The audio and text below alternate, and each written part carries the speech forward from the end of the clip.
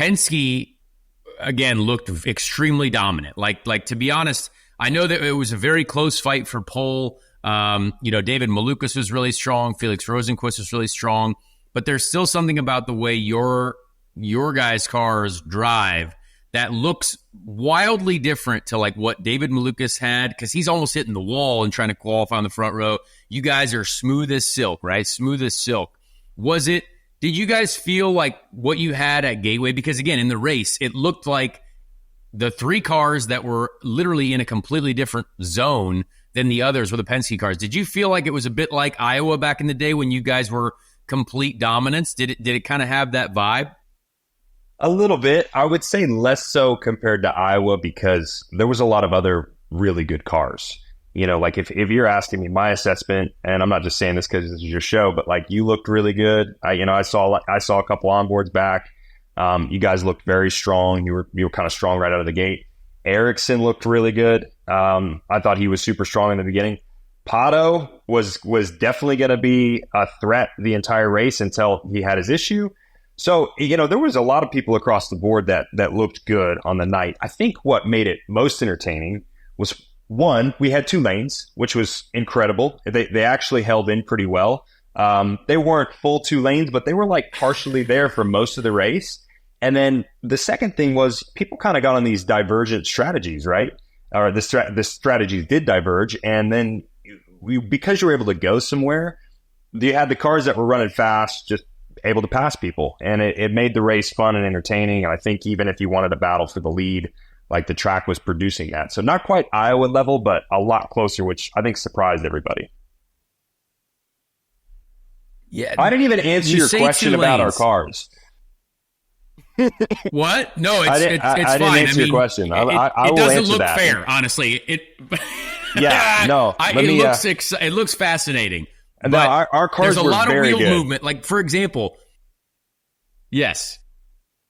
No, for example, when you watch Colton Herta, right? He's like, "Oh, put in a good first lap," and then all of a sudden, and Kyle Kirkwood looks like they're fighting with ninja swords in the vehicle. Like their hands are all over the place. They're doing the wax on, wax off type thing.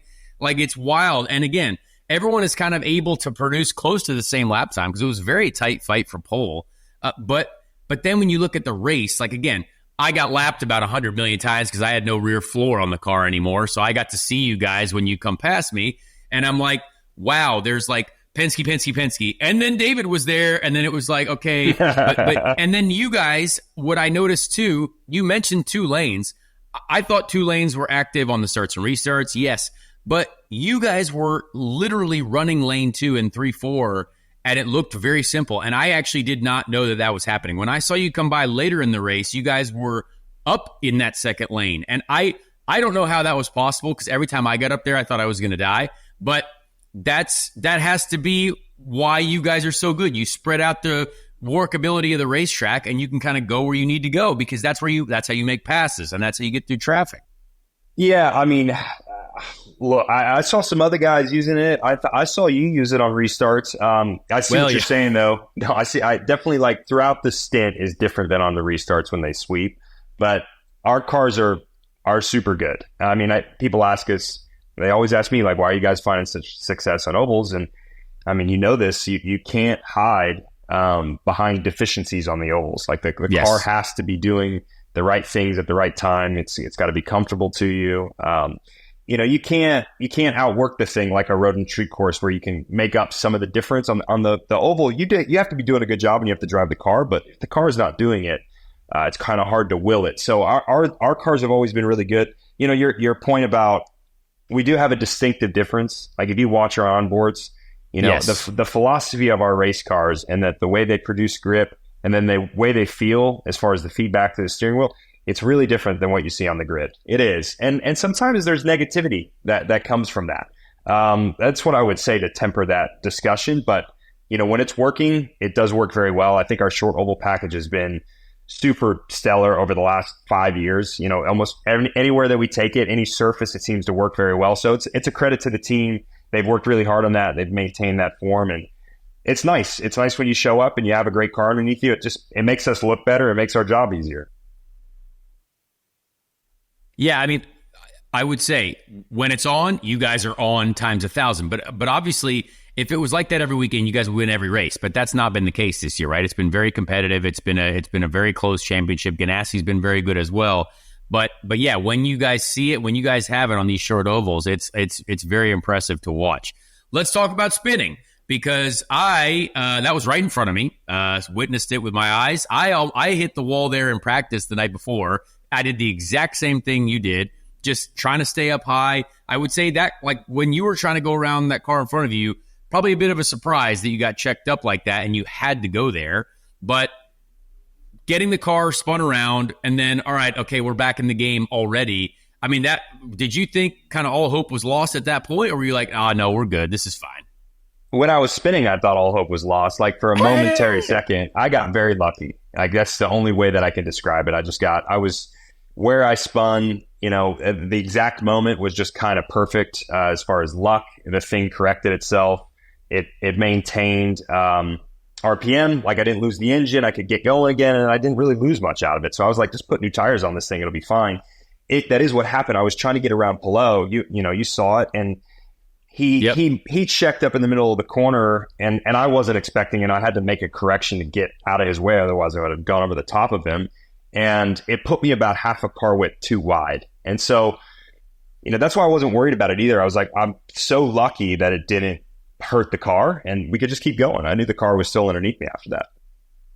Yeah, that was, to see that, like, to see you spin, and then at the end, they're like, oh, Josef won. I was like, that makes sense. That was the moment for me, too. Like, when I was watching, I was with you. I thought that, like, I was like, wow, this isn't going to be good. But then they're like, oh, he saves the car. I'm like, well, if he saved the car, he's going to find a way to get it. But that just really started from, like, an intense, like, run between you and Scotty Mack. And I mean, you dudes are competitive with each other. Y'all known each other for a while. I feel like there's, like, that brotherly love kind of thing is there.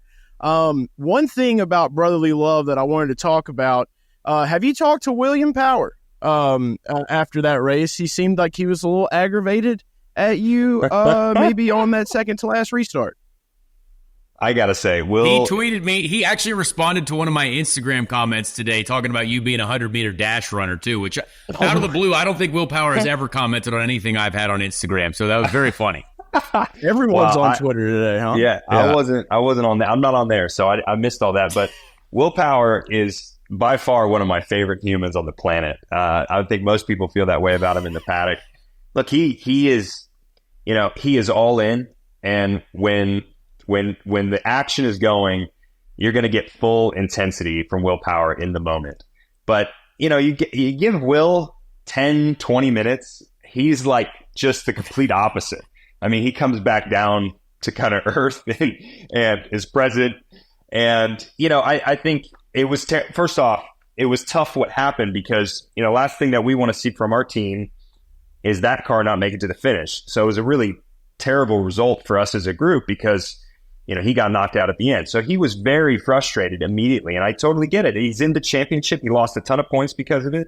So I think you saw his anger and his frustration in that moment. But when things cool down and you see what happened and you actually look at the data and all these other points, he's comes back to, just being Will. So I haven't seen him yet. I think I'm going to see him this afternoon. I hope I do because I'm excited to see him. And I'm not really worried about it.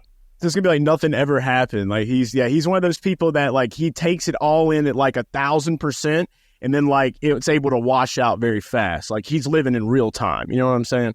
Like, yeah, he's just he's got a lot of passion in a good way. Like he cares tremendously about what we do. He's honestly probably one of the sweetest people I've ever met in the world. Like if you know Will Power, if you know his heart. Like he's probably got the biggest heart in the paddock, if you would ask me. He's just a very good human being, but he's super passionate, and you see his passion when he races. I think it's a great thing. He's very entertaining. Like if I was a fan, I would want to watch Will Power because he's an entertaining person, and so I don't see it as a bad thing. I think he's always been a great thing for the sport.